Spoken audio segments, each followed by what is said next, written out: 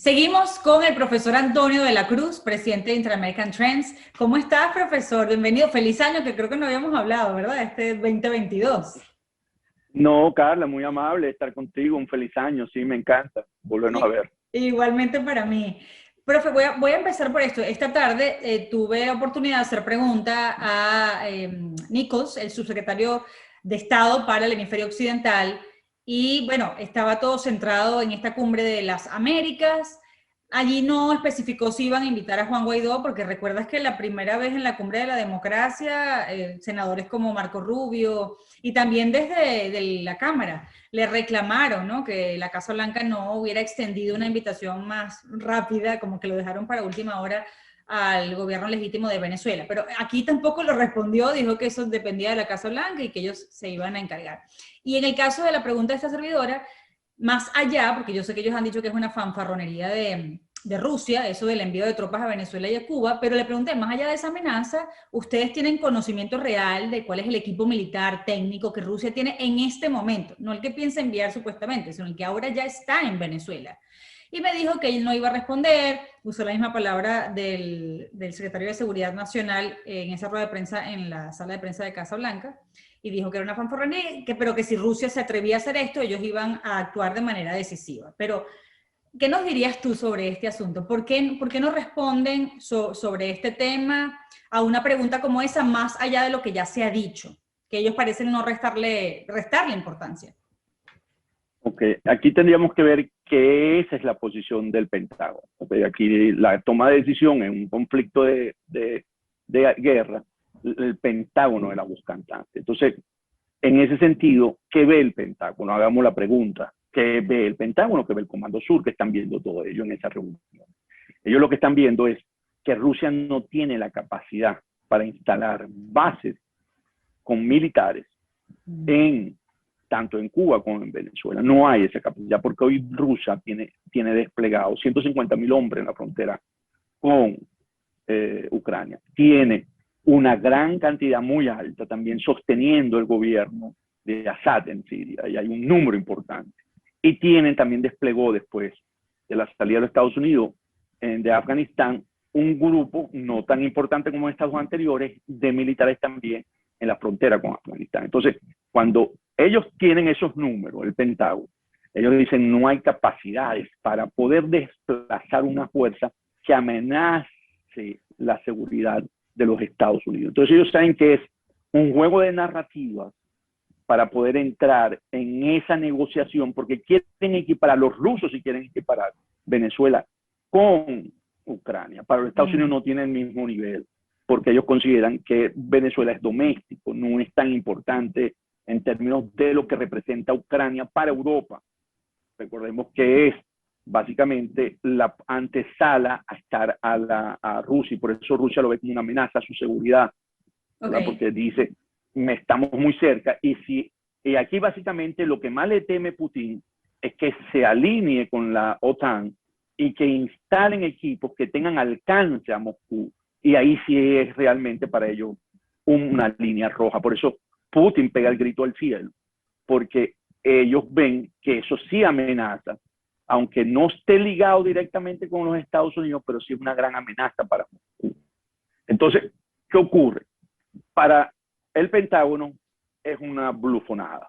Ellos dicen, ustedes no tienen esas capacidades para llegar a Venezuela, nosotros no vamos a entrar en ese juego. Déjenle que ustedes se desgasten. No, más bien, quien vino otra vez a meter el tema fue Josep Borrell, que visitó un vicecanciller. Sí, uno Moscú, de sus enviados, emisarios, ¿okay? Sí. A Moscú, porque lo volvió a traer, lo volvió a poner en el tapete. Y por supuesto, hoy Putin, que están jugando en una guerra asimétrica, tú conoces muy bien, Carla, que lo importante son las narrativas. Sí. Tiene una conversación con Maduro para mostrar que sí hay una alianza, pero ahí no hay nada. Para Rusia, Venezuela no es importante. Ahí básicamente lo que hay, unos equipos que compró Hugo Chávez, ¿verdad? Unos Sukhoi y unos misiles antiaéreos para protección, que son de marca rusa, los SAM 300, que eso le permite, y hay un personal técnico que facilita el adiestramiento y el mantenimiento, que son de una empresa privada que se llama Warner, y que no realmente están haciendo actividad ofensiva, ahí lo que hay es una actividad para que Venezuela tenga estos sistemas operativos que sabemos que los venezolanos no están en este momento en capacidad de hacerlo. Entonces, en serio, después de todos los intentos de Rusia durante estas 6 décadas de tener dominio o cierto control en el hemisferio, no haberlo logrado a través de Cuba, o bueno, quizás en este momento también tienen presencia allí y han reeditado lo que hubieran querido hacer tantas décadas atrás. Entonces, eso no representa un peligro real. No representa un peligro real, se puede desestimar de esa manera para Estados Unidos o para el hemisferio. Son dos momentos históricos distintos. En la época de la Guerra Fría, hasta 1989, cuando cae el muro de Berlín, había una confrontación de ideología, comunismo contra capitalismo. Y ahí sí se planteaba una guerra que se utilizaba estos países aliados, porque había que aliarse con uno u otro, ¿verdad? Y independientemente del régimen que hubiera, porque habían dictadores en América que estaban alineados con Estados Unidos y no con la Unión Soviética. Entonces, ahí sí había un planteamiento de hegemonía dentro del mundo. Hoy, siglo XXI, la guerra es una guerra mucho más tecnológica, una guerra de quién tiene el poder económico, y por eso la gran amenaza es China. Rusia, la economía de Rusia es del tamaño de Italia. Imagínate Italia montando bases en países extranjeros, no tiene capacidad económica porque cuesta muchísimo mantener esto, lo que le cuesta a Estados Unidos mantener sus propias bases. Y esta fue una de las razones que sale de Afganistán, no solamente porque no logra los objetivos, sino que el costo era muy alto. Entonces, y eso la alianza de Maduro con Putin es inútil para el régimen. Es una alianza que Putin usa para poder mostrar que tiene un brazo en el Caribe y atrás, en el patio trasero de Estados Unidos, pero no es una alianza en la que él pueda ir. Supongamos que eso se dé. Vamos a poner ese escenario, Carlos. ¿Tú crees que hay músculo financiero para mantener a Venezuela como hizo la Unión Soviética con Cuba, que la asumió, ¿verdad? Y la financió? Porque si en ese momento eso se da, eso sí queda aislado Maduro de todo el hemisferio occidental. Ahí pierde toda la de Maduro. ¿Hay capacidad en Rusia para mantener la economía? Ninguna, cero. Ahí quien podría tener el músculo son los chinos, pero los chinos no andan en ese juego, en este momento.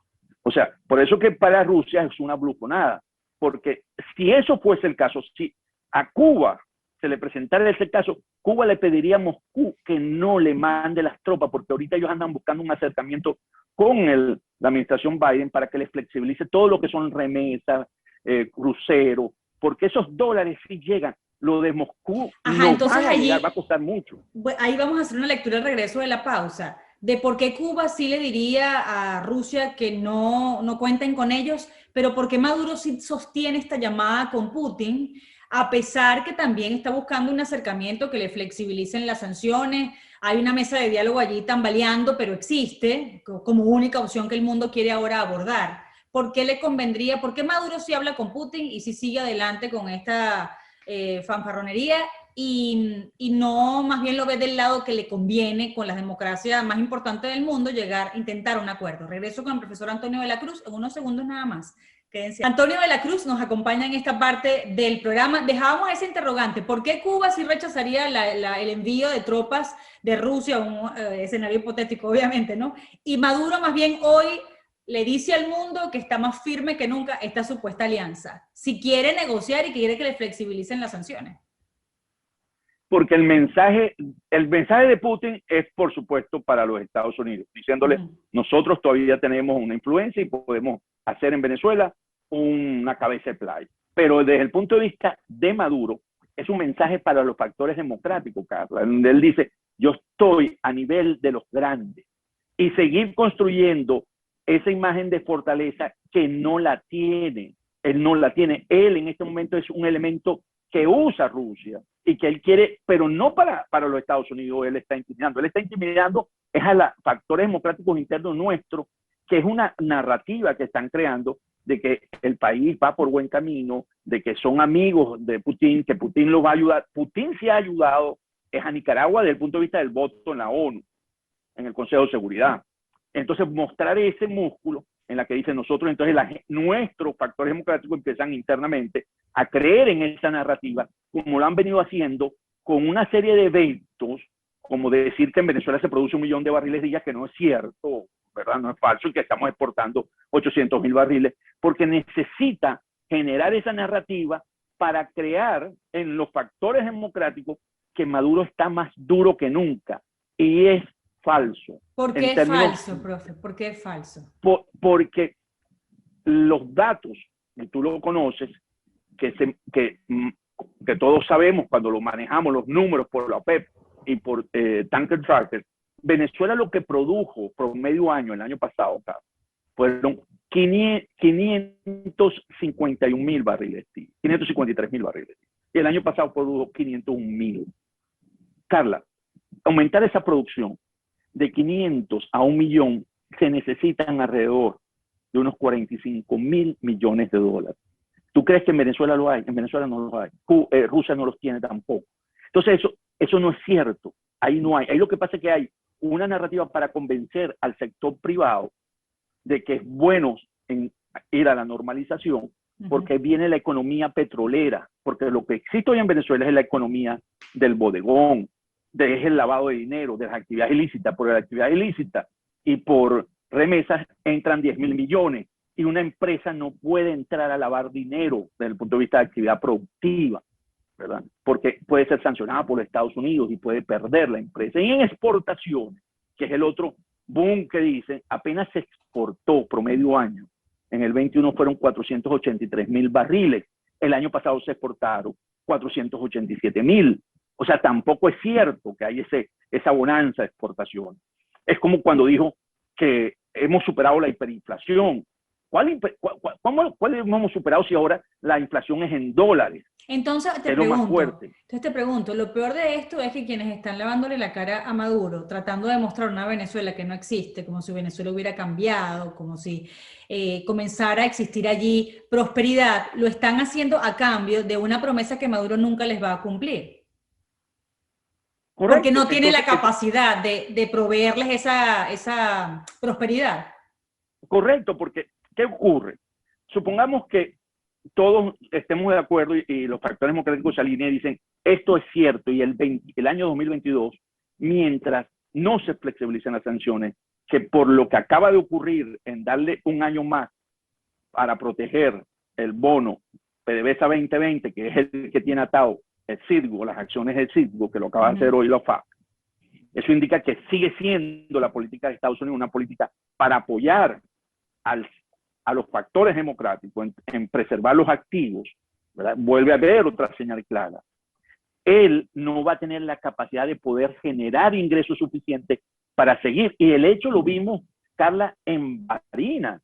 Ajá. En Barinas el pueblo le dijo, estamos cansados ya de este modelo. ¿Hasta cuándo? Ya no aguanta más. Es un pueblo que no aguanta más la situación. Sí, hay un 1%, 1,5% que vive la burbuja y que está disfrutando. Sí, pero eso es lavado de dinero, eso no es actividad reproductiva. Tenemos que despedir, pero hazme un comentario, profesor, por favor, sobre esa mesa de diálogo y la alternativa que ahora viene, porque Estados Unidos no ha impuesto ninguna sanción adicional. A Cuba, a Nicaragua, pero Venezuela, nada.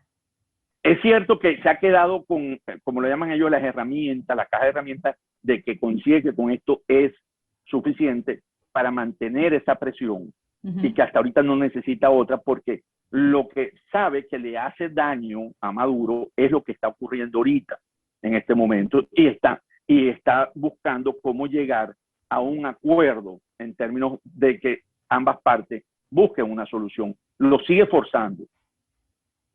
Sabemos que no está fácil, pero yo creo que la lucha, en este momento, la crisis política requiere de una solución, bien sea la que quiera, la renuncia, recorte del periodo presidencial, el mismo referéndum, porque ¿qué me da el 24 diferente al 22? No me da nada, Carlos. ¿Y qué da el referendo diferente al 21 de noviembre?